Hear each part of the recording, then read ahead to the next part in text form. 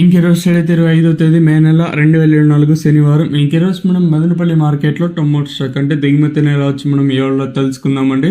అంటే దిగుమతి ఎంతో పోల్చుకుంటే ఎక్కువ వచ్చింది లేదా తక్కువ వచ్చింది వీటన్ని ఏళ్ళలో తెలుసుకుందామండి. తెలుసుకునే ముందు ఇంకా మన ఛానల్ సబ్స్క్రైబ్ చేసుకోలేదు, ఇంకెందుకు ఆలోచన ప్లీజ్ లైక్ ప్లస్ సబ్స్క్రైబ్ చేసుకోండి. ఇంకా మన ఛానల్ సబ్స్క్రైబ్ చేసుకోకుండా అలాగే ఏడో లైక్ చేయకుండా చూసండి వెంటనే లైక్ ప్లస్ సబ్స్క్రైబ్ చేసుకోండి. ఇంకెడో విషయానికి వస్తే మదనపల్లి మార్కెట్లో సుమారుగా 29, 31, 32, 33 ఇలా అయితే ఉన్నాయి.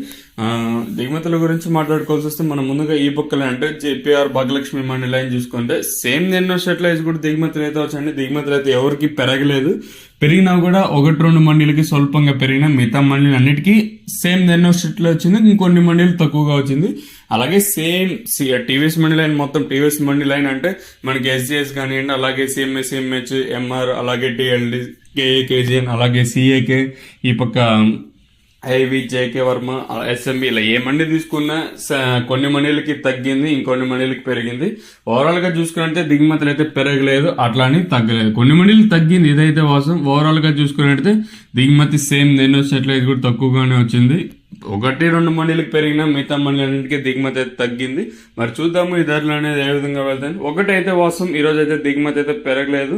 మామూలుగా మనకి నాట్ ఓన్లీ మన మదనపల్లి మార్కెట్ శనివారం అయితే మనకి మామూలుగా అన్ని మార్కెట్లకి దిగుమతి అనేది తక్కువగా వస్తూ ఉంటుంది. సో ఈ రోజు అయితే దానికి అనుగుణంగా దిగుమతి తక్కువగా వచ్చింది. మరి చూద్దాము ఈ ధరలు అనేది ఏ విధంగా వెళ్తాయని. వేలంపాట్లు ఒక్కొక్కసారి అంటే 8:30కి ప్రారంభం అవచ్చు, 8:35, 8:45కి అయితే ప్రారంభం అయితే ఉంటుంది. మరి చూద్దాము ఈ ధరలు అనేది ఏ విధంగా వెళ్తాయని.